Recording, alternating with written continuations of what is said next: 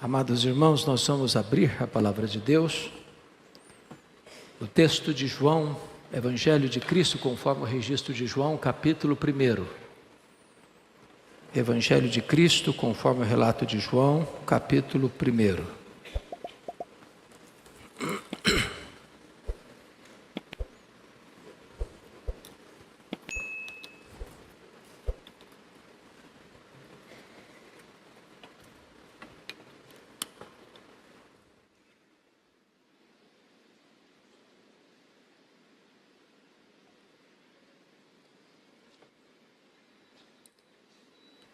Talvez você pergunte por que 4 evangelhos?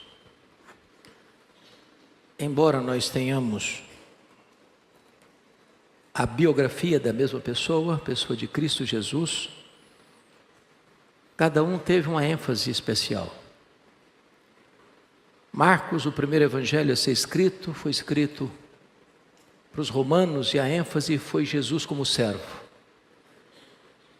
Mateus foi escrito para os judeus e a ênfase foi Jesus como rei dos judeus.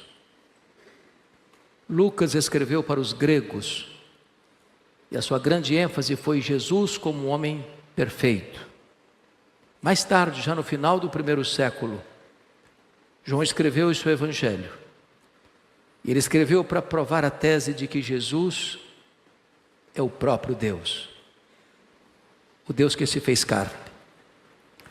Nessa perspectiva que nós vamos ler então versos de 1 a 14 do capítulo 1.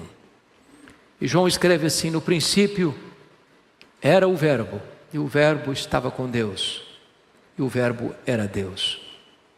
Ele estava no princípio com Deus. Todas as coisas foram feitas por intermédio dele, e sem ele nada do que foi feito se fez. A vida estava nele, e a vida era a luz dos homens. Houve um homem enviado por Deus, cujo nome era João. Este veio como testemunha para que testificasse a respeito da luz, a fim de todos irem a crer por intermédio dele. Ele não era luz, mas veio para testificar da luz, a saber, a verdadeira luz que vindo ao mundo ilumina a todo homem. O Verbo estava no mundo, o mundo foi feito por intermédio dele, mas o mundo não o conheceu. Veio para o que era seu e os seus não o receberam.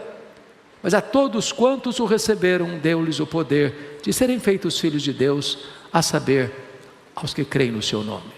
Os quais não nasceram do sangue, nem da vontade da carne, nem da vontade do homem, mas de Deus. E o Verbo se fez carne e habitou entre nós, cheio de graça e de verdade. E vimos a sua glória, glória como do unigênito do Pai. Amém. Quando João escreveu este evangelho no final do 1º século, o escreveu com um propósito muito definido. Naquele tempo, já estava sendo atacada com virulência a gloriosa verdade da divindade de Cristo. Isso em virtude da influência do pensamento grego, porque Roma conquistou o mundo politicamente, mas não filosoficamente. O pensamento grego ainda continuou prevalecendo. E um dos pilares do pensamento grego era o dualismo. Ou seja, os gregos acreditavam que a matéria que você vê e tange era essencialmente má e o espírito essencialmente bom. Sendo assim, os gregos não podiam acreditar que Jesus fosse Deus e homem ao mesmo tempo. Porque se ele tinha um corpo, e ele tinha, e se para eles a matéria era essencialmente má, então Jesus não podia ser essencialmente bom. Consequentemente, começa a se negar a divindade de Cristo já no final do 1º século. E a igreja cristã viveu nesse embate nos 4 primeiros séculos do cristianismo, tratando desta matéria em seus concílios. Então João escreve esse texto exatamente para provar para nós que Jesus é Deus e ao mesmo tempo homem. Aqui ele vai iniciar a sua argumentação, já provando a sua tese quando diz: no princípio era o Verbo. E vocês que certamente têm uma boa noção da língua portuguesa, percebem aqui que o verbo ser não está no pretérito perfeito. Ele não diz no princípio foi o verbo, mas está no pretérito imperfeito. No princípio era o verbo. E significa que quando tudo teve um princípio, e a Bíblia diz que no princípio criou Deus os céus e a terra, o verbo já existia. Portanto, precede a criação, ao princípio, ao começo, a história. Ora, se o verbo precede ao princípio, então ele é eterno. E como a eternidade é um atributo exclusivo de Deus, então o verbo é Deus. Raramente você encontrará isso na literatura. Alguém se propor a provar uma tese e provar a tese na primeira declaração do seu texto. Mas ele diz: no princípio era o verbo, e o verbo estava com Deus. A ideia aqui é que estava face a face com Deus. Ora, se Deus é um ser pessoal, e Deus é, e se o verbo estava face a face com Deus, logo o verbo não é um ser impessoal, como pensavam os gregos, mas um ser pessoal, da mesma essência, da mesma substância, da mesma natureza. Nas palavras do credo niceno, Deus de Deus, luz de luz, coigual, coeterno e consubstancial com o Pai. Mas João conclui dizendo: e o verbo era Deus. Não apenas um ser superior aos anjos, não apenas um ser inferior a Deus, mas Deus da mesma essência, Deus da mesma natureza, tendo os mesmos atributos, realizando as mesmas obras. Esse texto nos leva a pensar e entender o que C.S. Lewis disse sobre Jesus. Ele disse assim: com respeito a Jesus, você só tem 3 opções. Ou ele é um mentiroso, ou ele é um lunático, ou ele é Deus. Se ele não é quem ele disse ser, é um mentiroso. Se ele não é quem ele pensou ser, é um lunático. Mas se ele é quem ele disse ser, bom, então ele é Deus. Só ele pode dizer: quem me vê a mim, vê o Pai, porque eu e o Pai somos um. Resta-nos, portanto, fazer o que Tomé fez, curvarmos-nos aos seus pés e dizer: Senhor meu e Deus meu. O verso 2 nos diz que ele estava no princípio com Deus. E a pergunta é: que princípio? E a resposta é: no princípio criou Deus os céus e a terra. Então, quando os céus e a terra foram criados, o verbo estava lá. Mas não estava lá passivamente, ele estava lá ativamente, porque o verso 3 nos informa que todas as coisas foram feitas por intermédio dele, e sem ele nada do que foi feito se fez. Isso é grandioso, na verdade é espantoso. Porque esse texto, irmãos, põe o machado da verdade na raiz de algumas ideias, teorias, ainda tão populares e tão comuns nos nossos dias. Por exemplo, esse versículo reprova a tese grega de que a matéria é eterna. A matéria não é eterna, eterno só Deus o é. A matéria foi criada, e criada pelo verbo de Deus, o nosso glorioso Salvador Jesus Cristo. Segundo, esse texto reprova a teoria da geração espontânea. O mundo não veio à existência de moto próprio. Desculpem-me da expressão, o mundo não pariu a si mesmo. O mundo não deu à luz a si mesmo. O mundo foi chamado à existência pela palavra onipotente do verbo. Terceiro, esse versículo refuta a tese da teoria do Big Bang, de que o mundo surgiu de uma mega explosão cósmica casual. Não, o caos não produz o cosmos, a desordem não produz a ordem. Talvez fosse mais fácil você e eu acreditarmos que se jogássemos 1 bilhão de letras para o espaço e elas caíssem como uma grande enciclopédia, do que acreditar que uma mega explosão casual produziu esse universo tão vasto, com leis tão precisas, com movimentos tão harmônicos. Na verdade, é preciso ter mais fé para ser um ateu do que para ser um crente. Pense comigo por um momento. Por que nós estamos no planeta Terra? Será que foi um acaso que nos deixou aqui? Ou tem um propósito? Nós estamos rigorosamente onde deveríamos estar. Se nós estivéssemos mais longe do Sol, morreríamos congelados. Se nós estivéssemos mais perto do Sol, nós morreríamos queimados. Não foi uma explosão casual que nos deixou aqui, foram as mãos do nosso glorioso Redentor. Pense comigo na Lua, satélite do nosso planeta. Vocês muito bem sabem que a Lua é a faxineira do planeta Terra. Não houver a lua com as suas fases, não haveria as marés dos oceanos. Se não houvesse as marés dos oceanos, as nossas praias se encheriam de lixo e a vida seria impossível no nosso planeta.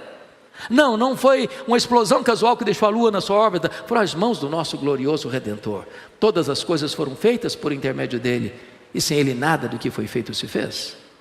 Mas esse versículo, em quarto lugar, refuta a teoria da evolução. Vocês muito bem sabem também que em 1859, quando chegava aqui no Brasil o nosso missionário pioneiro, Ashbel Green Simonton, Charles Darwin publicava o seu livro A Origem das Espécies em Londres. No primeiro dia do lançamento, a obra se esgota. E esse livro tem cerca de 800 verbos no futuro do subjuntivo. Suponhamos, suponhamos, suponhamos. Eles não têm a evidência das provas. Portanto, irmãos, criacionismo não é um artigo de fé. Criacionismo não é um artigo de religião. O que você e eu cremos pela fé não é que o mundo foi criado, mas que o mundo que foi criado por Deus. Agora, a pergunta é: qual o tamanho dessa criação? Nós estamos cada dia mais pasmos, boquiabertos com a grandeza dessa verdade. O que se sabe hoje, talvez se saberá mais ainda no futuro, é que o nosso universo tem cerca de 93 bilhões de anos-luz de diâmetro.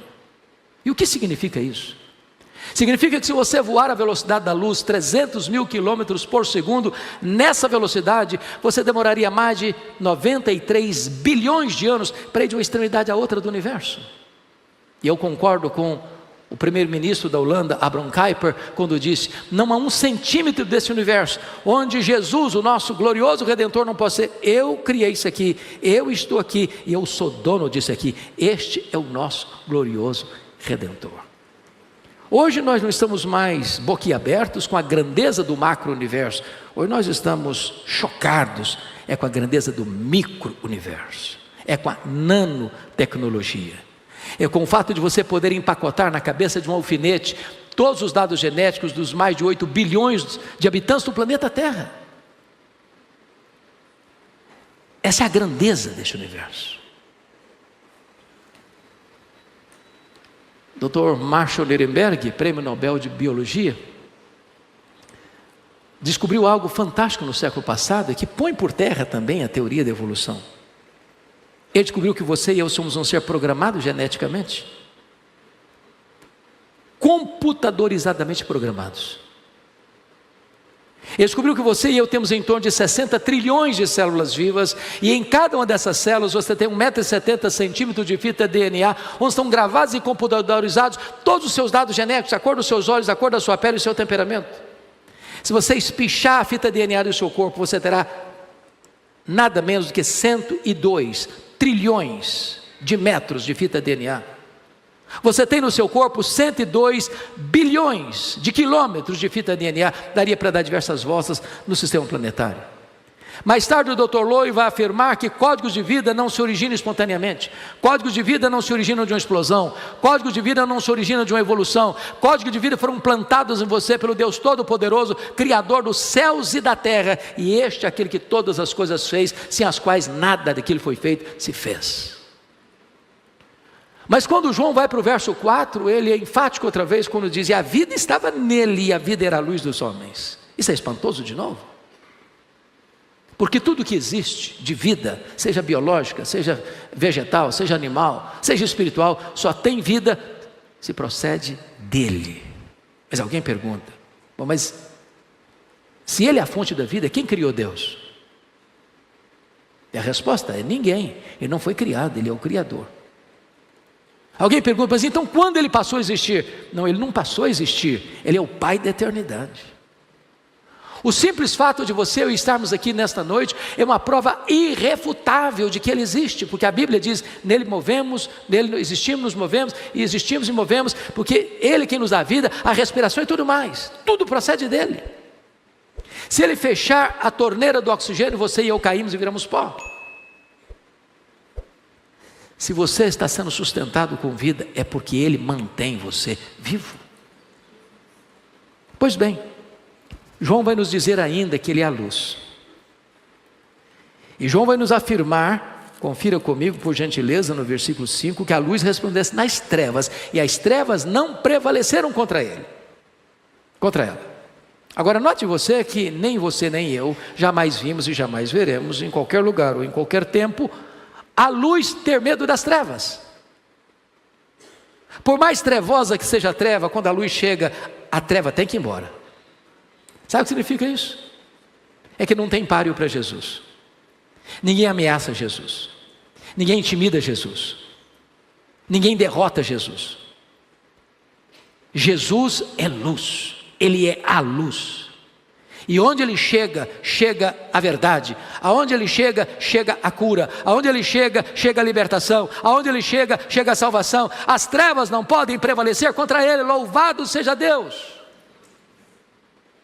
Pois bem, queridos, a partir do verso 5, João vai nos levar agora a uma aplicação do que ele está dizendo.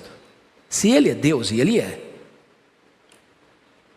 e Ele é Deus porque tem os mesmos atributos de Deus e realiza as mesmas obras de Deus, isso tem implicações.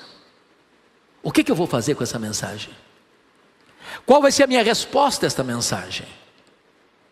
E João elenca aqui 3 decisões com relação a Jesus. Qual é a sua nesta manhã? A primeira decisão, confira aí, está nos versos 5 a 9, é a decisão de João Batista, o precursor. Houve um homem enviado por Deus cujo nome era João. Este veio para testificar a respeito da luz, a fim de todos irem a crer por intermédio dele. Ele não era a luz, mas veio para testificar da luz, a saber, a verdadeira luz que vindo ao mundo ilumina todo o homem. Entendamos isto. A Bíblia diz que entre Malaquias e João Batista há um lapso de tempo de 400 anos. Chamamos isso de silêncio profético, período interbíblico. Tinha templo, tinha música, tinha festa, tinha sacrifício, mas não tinha a palavra de Deus. Depois de 400 anos sem ouvir a palavra de Deus, diz a Bíblia que veio a palavra do Senhor a João, filho de Zacarias, no deserto.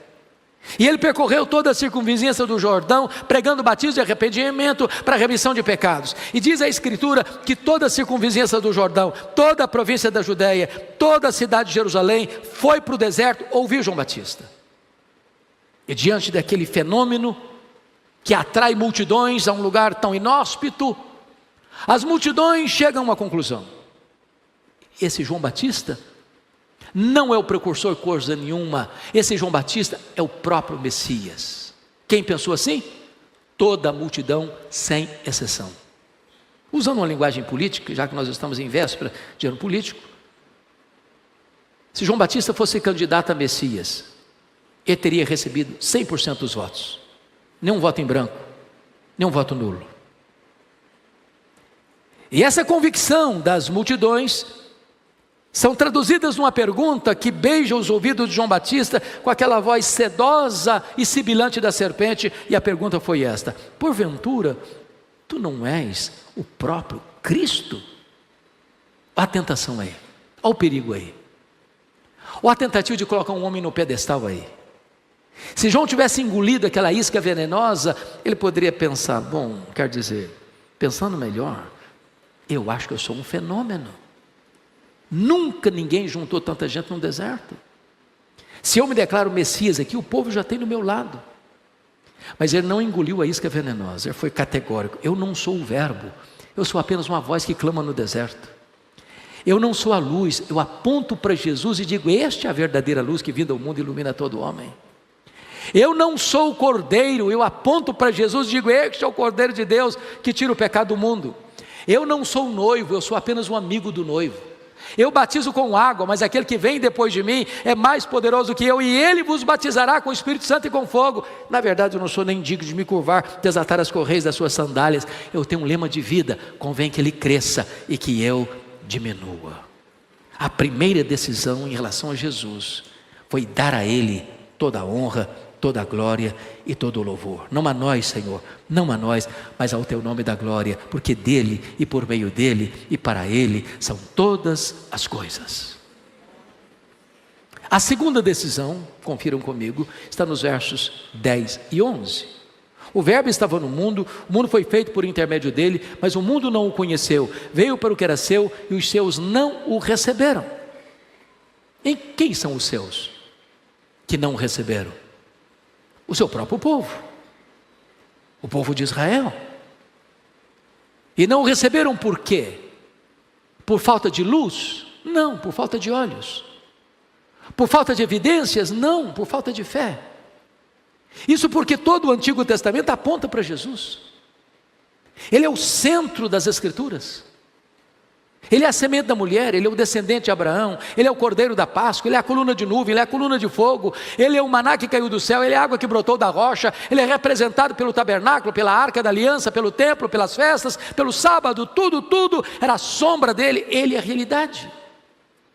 Na plenitude dos tempos ele veio, nascido de mulher, nascido sob a lei, e ele andou por toda parte fazendo bem, libertando os oprimidos do diabo. Os cegos viram, os surdos ouviram, os mudos falaram, os coxos andaram, os mortos ressuscitaram, mas os seus não o receberam. Há um grande risco de que, a despeito do seu conhecimento e da sua correta informação sobre quem é Jesus, ainda assim rejeitar Jesus. E a Bíblia pergunta: como escaparemos nós se negligenciarmos tão grande salvação?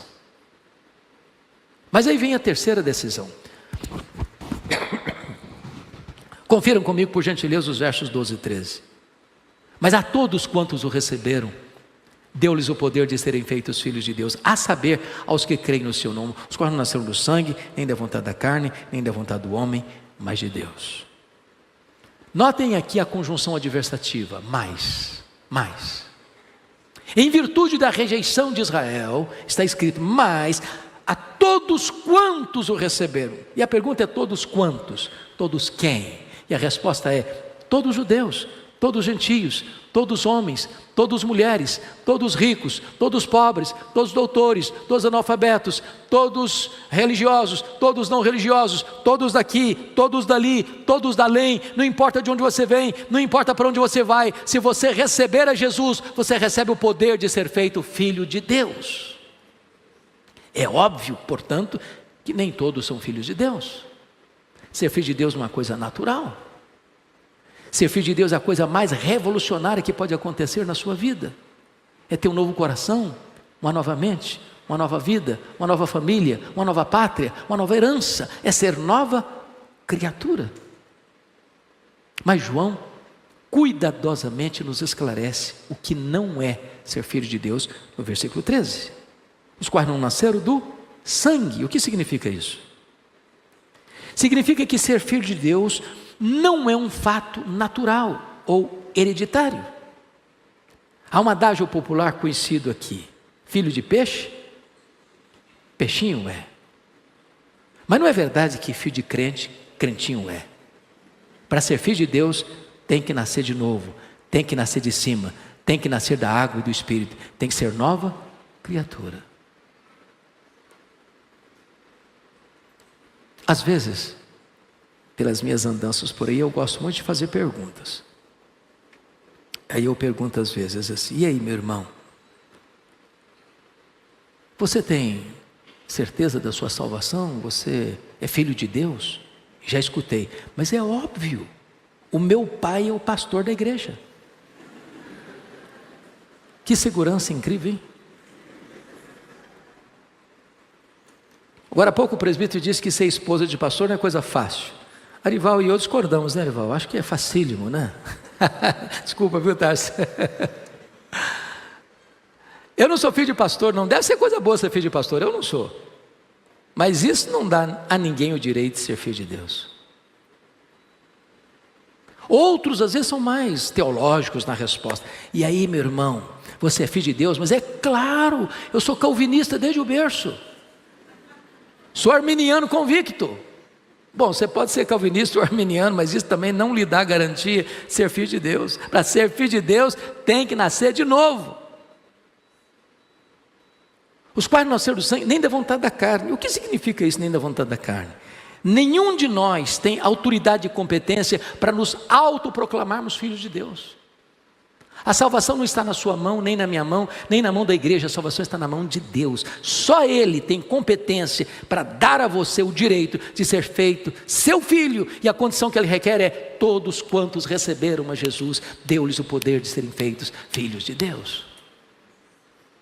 Mas em terceiro lugar, o qual não nasceu do sangue, nem da vontade da carne, nem da vontade do homem. O que significa nem da vontade do homem? É que nenhum ser humano, por mais ilustre que seja, tem autoridade e competência para lhe dizer, seja filho de Deus. Nem os patriarcas, nem os profetas, nem os apóstolos, nem os pais da igreja, nem os reformadores, nem os evangelistas, nem a igreja, nem Paulo, nem Pedro, nem Maria, nem o Papa, nem o sacerdote, nem a denominação, nem o concílio eclesiástico. Só Deus tem esse poder, só Deus tem essa autoridade de fazer de você seu filho. Condição? Todos quantos receberam a Jesus, deu-lhes o poder de serem feitos filhos de Deus. Não é obra, não é mérito, não é religiosidade. É Cristo. Não há salvação em nenhum outro nome dado entre os homens, pelo qual importa que sejamos salvos. João leva a conclusão do seu raciocínio para o verso 14. E diz, e o verbo se fez carne, e habitou entre nós, cheio de graça e de verdade. E vimos a sua glória, glória como do unigênito do Pai. E aqui está, meus irmãos, segundo Atanásio. Atanásio foi o grande campeão da ortodoxia no primeiro concílio geral da igreja em Niceia, em 325, quando refuta as teses heréticas de Ário, presbítero de Alexandria. E ele escreveu um livro sobre encarnação. Graças a Deus, o livro está disponível para nós em língua portuguesa. Isso me encanta, pastor Ival, porque imagine você, alguém que viveu no 4º século, tendo escrito um livro, eu posso ter acesso a este livro aqui, em pleno século 21. E esse livro que ele escreveu, ele faz uma declaração. A encarnação do Verbo é o maior mistério do cristianismo. E é mesmo, se não vejamos, que verbo é esse que se encarnou? E a resposta é, o verbo eterno, o verbo pessoal, o verbo divino, o verbo criador, o verbo autoexistente, o verbo que é a luz verdadeira, o verbo que é Deus, autoexistente, imutável, infinito, imenso, eterno, onipotente, onipresente, onisciente, transcendente, que nem os céus dos céus pode contê-lo. E diz Filipenses capítulo 2, versículo 6, que ele a si mesmo se esvaziou. Ele não foi esvaziado, ele a si mesmo se esvaziou. Ele não foi humilhado, ele a si mesmo se humilhou. Mas ele foi se esvaziando, se esvaziando, se esvaziando, se esvaziando, a ponto de tornar-se um zigoto, um embrião, um feto, um bebê, que nasceu de uma virgem, foi enfaixado em panos e colocado num coxo de animal comer uma manjedoura. Aquele bebê era o próprio Criador do universo. Mas ele não veio para ficar longe de nós, ele veio para estar entre nós, como Deus Emanuel, identificando-se conosco, vestindo pele humana, calçando as sandálias da humildade, pisando o nosso chão, comendo o nosso pão, bebendo a nossa água, chorando a nossa lágrima, sentindo a nossa dor e carregando sobre o seu corpo no madeiro os nossos pecados, para ressuscitar para a nossa justificação, voltar para o céu, derramar o Espírito Santo sobre a igreja, interceder por nós junto à destra do Pai, e virá em glória e majestade para buscar a sua noiva, a sua igreja. Agora notem, ele não se manifestou cheio de justiça e juízo, ele nos fulminaria, porque o melhor de nós, as nossas justiças, não passam de trapos. E essa é uma palavra chocante. A palavra era usada para o absorvente feminino, que era usado e jogado numa sacola de lixo, descartado. Ora, se esse é o melhor de nós, e o pior de nós, o que seria? Por isso ele não veio cheio de justiça e juízo, ele veio cheio de graça e verdade. Nos apanhou sujos, contaminados, depravados, condenados, mortos em nossos delitos e pecados, e ele nos deu vida, e ele nos limpou, e ele nos lavou, e ele nos restaurou, e ele nos fez assentar com ele nas regiões celestes, acima de todo principado e potestade. Ele nos fez membros da família de Deus. E diz João que nele nós vimos a sua glória, glória como do unigênito do Pai. Quando Deus mandava um profeta lá no Velho Testamento, via de regra, ele dava uma ênfase num atributo de Deus. Amós, ênfase de sua justiça, Osés, ênfase de sua misericórdia, Isaías enfatizou a santidade. Quando ele veio, Jesus, ele não veio para enfatizar este ou aquele atributo, ele veio para revelar Deus. Ele é a própria expressão do ser de Deus. Ele é a exegese de Deus. Ele é o resplendor da glória. Nele habitou corporalmente toda a plenitude da divindade. Este é o Jesus que nós servimos e adoramos. Ele é Deus, ele é homem, perfeitamente Deus, perfeitamente homem.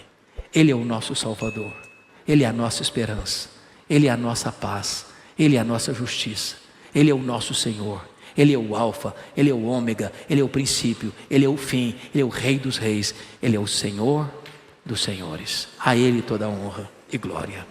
Amém.